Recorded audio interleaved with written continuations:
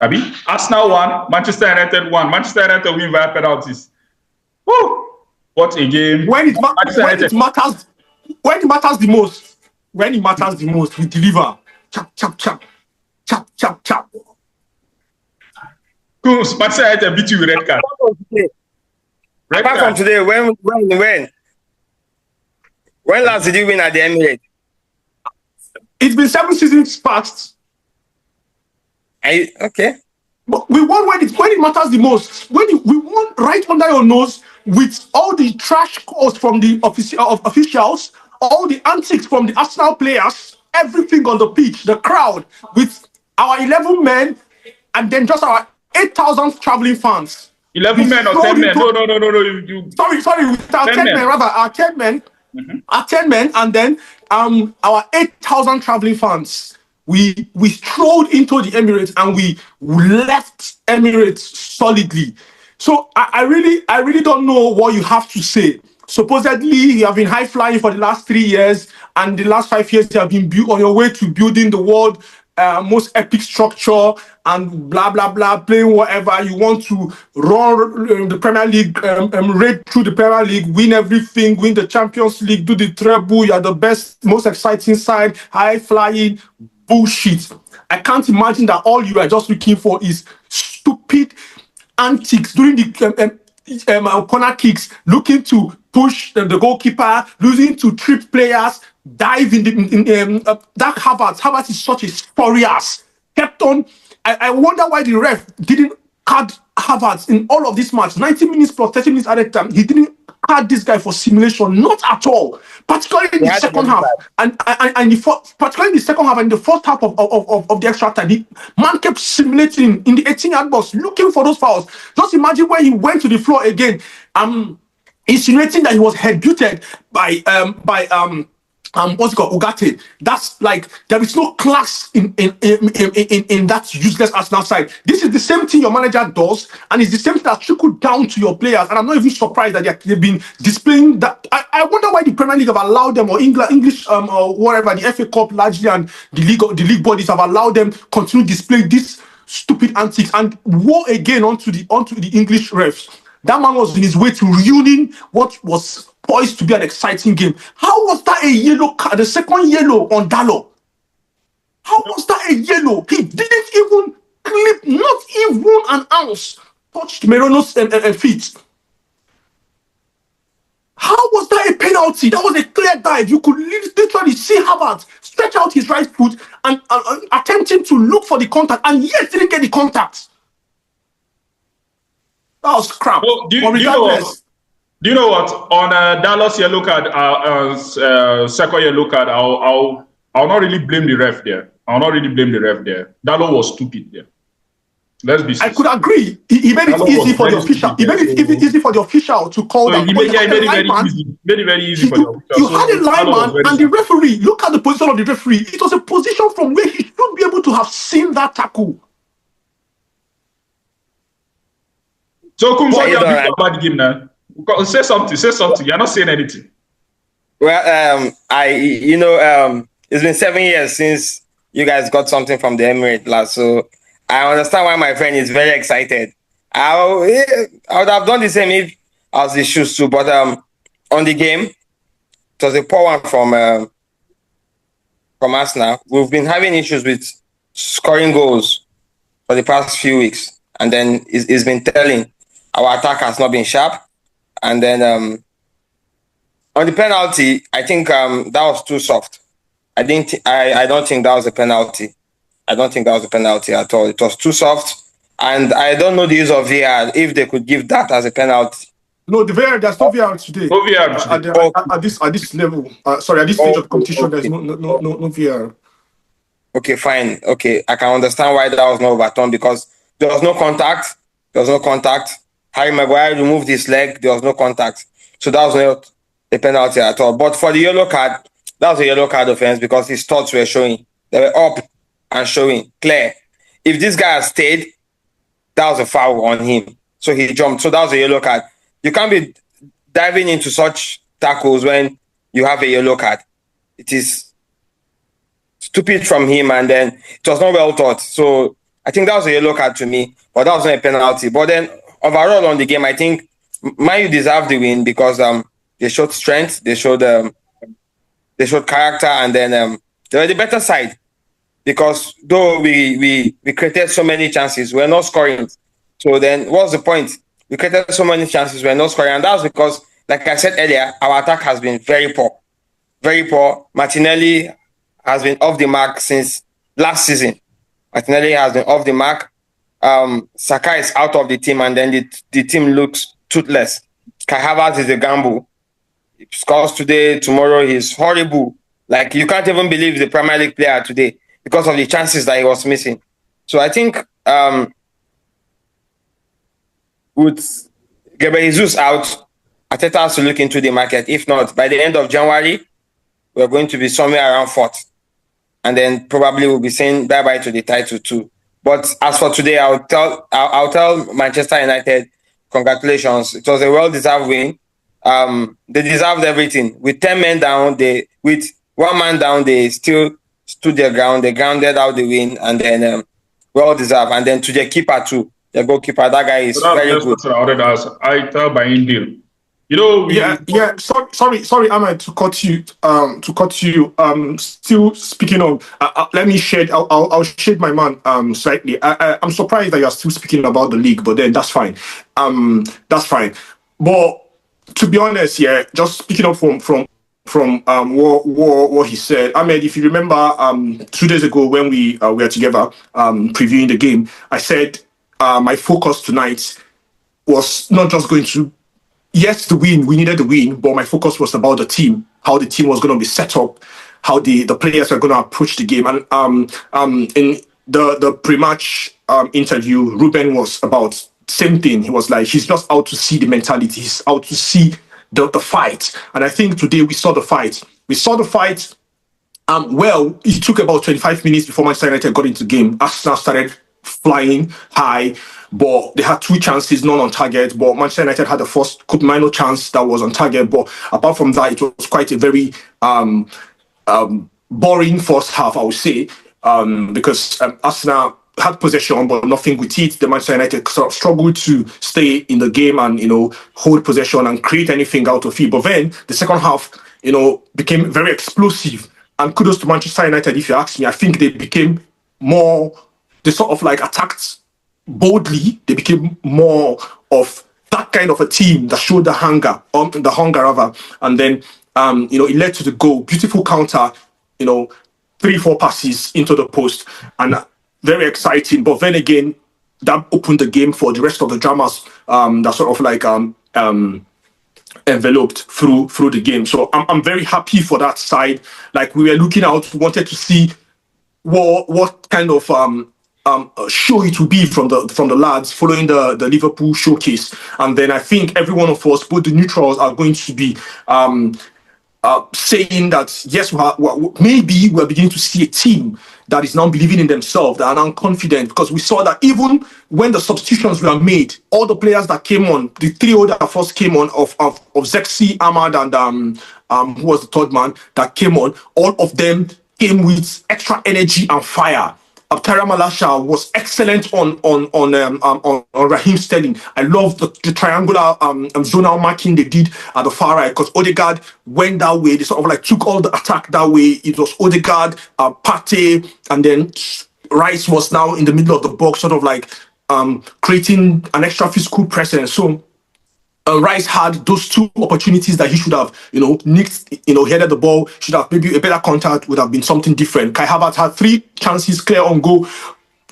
On another day, could have been something different. But then again, kudos to the Manchester United side. They stayed in the game. We had our own chances too. Off counter, I've had 2 good chances that originally also would have led to Manchester United. I'm talking now in the extra time, would have led also to Manchester United winning the game at the end of the day. So I'm happy. We have Southampton coming over to Old Trafford next. I want to see what's going to happen. Kudos to Brian Dereal. For me, I think he has made up for his errors in North London a couple of weeks ago. I'm talking about the Tottenham game where he was not commanding.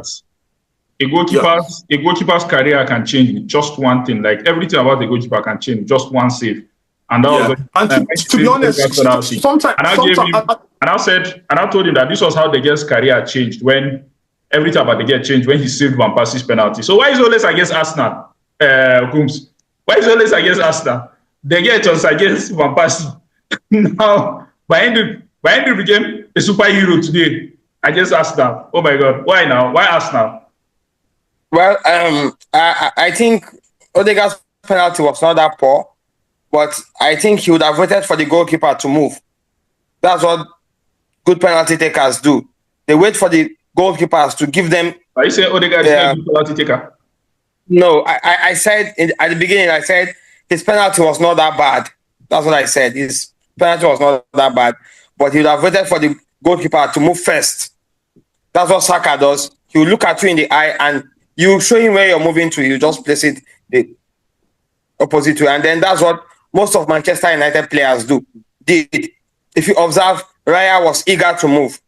So he was always giving the first step and then they'll just place it the other way. And then that's how good penalty takers do it. So I think yeah, I agree with you, Ponvan. While I was watching the shootouts, after the first 3 shootouts, I was like, what's wrong with Raya?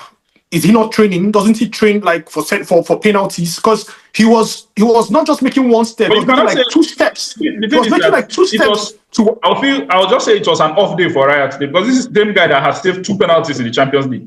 Because I wonder, to be honest, I questioned why he was not just taking like a step. If it was probably maybe like a jab step, but he was taking multiple steps and sort of like leaving the post empty. That was the PK, the Ahmad's PK, the Martinez's PK, and the Lenier's kick. I was surprised. It was unlike him, to be honest. Like because for me, he's one of the most outstanding goalkeepers in the Premier League. I have to give it to him on any day. But I was quite surprised. I didn't know what happened. Was it probably the tension or whatever? Just maybe. But I was quite surprised that he made it very easy for the Manchester United players. Yeah, but you know, it wasn't Arsenal's night to be honest. I thought that like all these praises, you guys are forgetting one person. Let me say the Manchester United fan, Daniel, are forgetting one person. Matthias De Ligt. If he messes up, everybody will insult him. Today that he played well, nobody's talking about it. But Ahmed, in the last couple of weeks, I've been giving him his desired or whatever, or his required flowers. I've been saying it that apart from the first month which he started playing, he has after the international game where he had those 2 poor games and then had the issue with the Dutch national team coach. Yeah, he has seemed to sort of like turned, you know, a different direction. And up until now, the last 2 months, for me, Matthias has been excellent. Kudos to Maguire again. I think these players are responding actually to what Ruben has been calling out for. You know, Ruben went to the media a couple of, I think 4 days ago, before the Liverpool game. Yeah, sorry, a couple of days ago before the Liverpool game. And then he said that the team is lacking leaders on the pitch. And I think that's what we're beginning to see.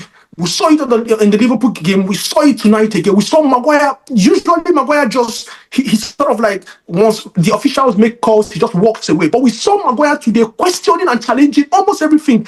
Aside even his reaction, we saw it was unlike Maguire. The reaction after the penalty, it was unlike Maguire. The Maguire we knew probably even if he has showed that a bit of anger, he would have walked away. But then again, he still went on to try to attempt to challenge Kai Havertz and call out his bluff. And then wasn't scared again also when Gabriel came into the picture and, you know, trying to sort of stand his own ground. And so that was we saw also how he went when who was down was it Lenny Yero that was Masraoui was down. We saw how he went. So we saw that there is difference in their character. We saw also Bruno. Yes. For me, I think Bruno was particularly poor somewhere in the second half. But I thought he sort of like after the yellow card, he sort of like calmed down and then he picked up himself. He came particularly after the red card. Rather, he sort of like picked up and he began to lead. You saw him marshalling. He was moving and calling to his teammates. Everyone, Matthias De Ligt was loud. Tyra Malasha came in with his energy, his physicality. He was very vocal. You know. The tackles, the positioning, I saw everything I wanted to see in a team, to be honest. And I can only hope that this team can continue to build from here.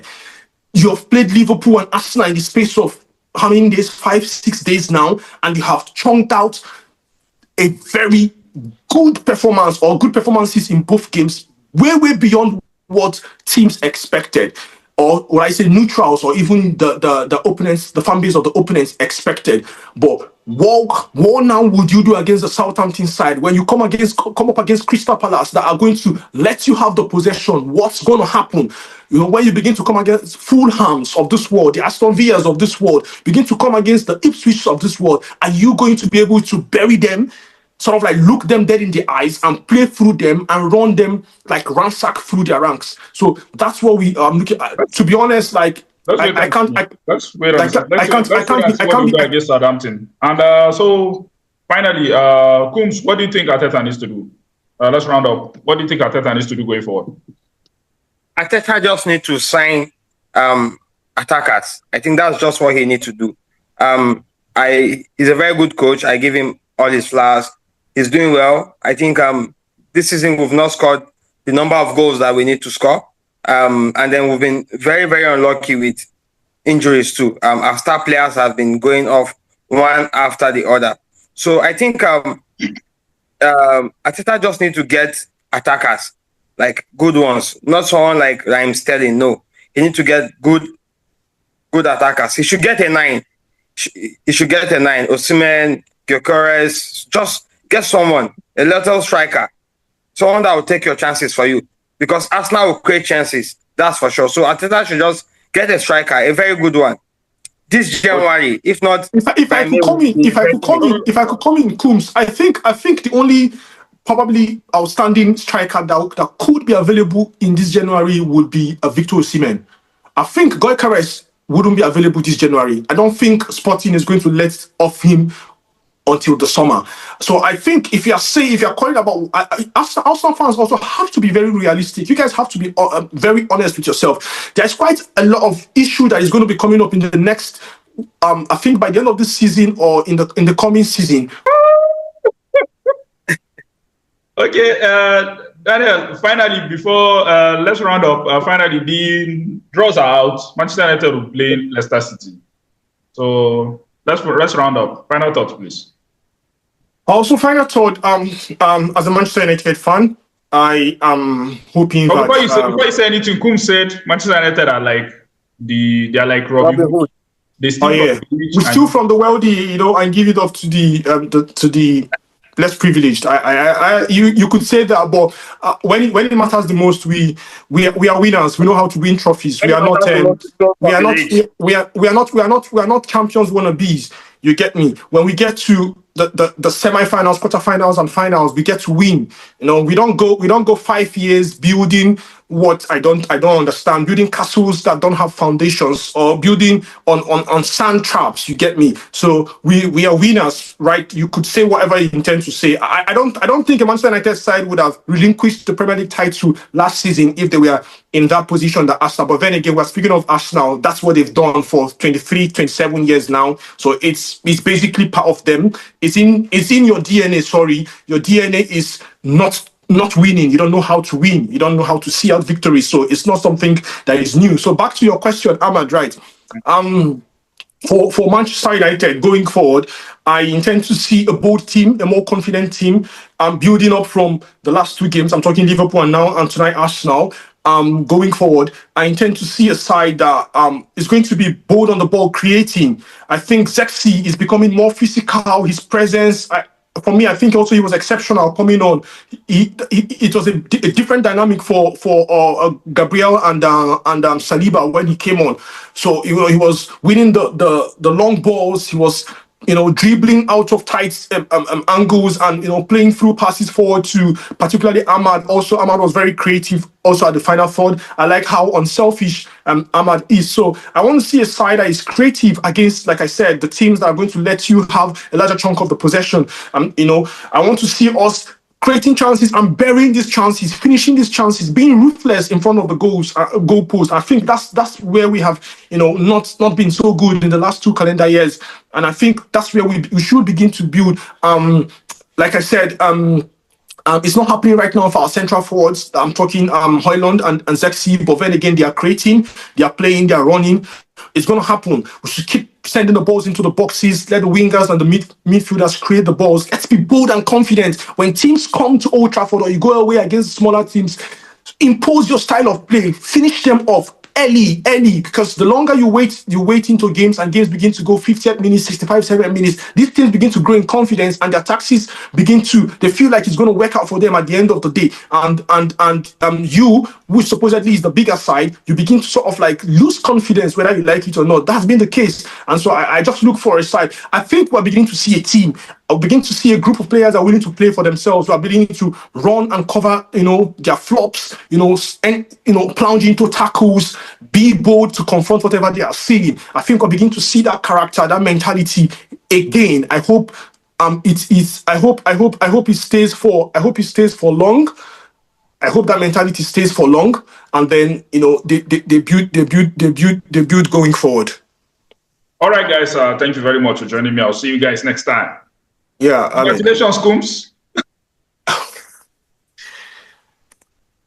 Thank you, Ahmad. Thank you for having me. I'll be here when Man United will lose the next match. All right, no problem.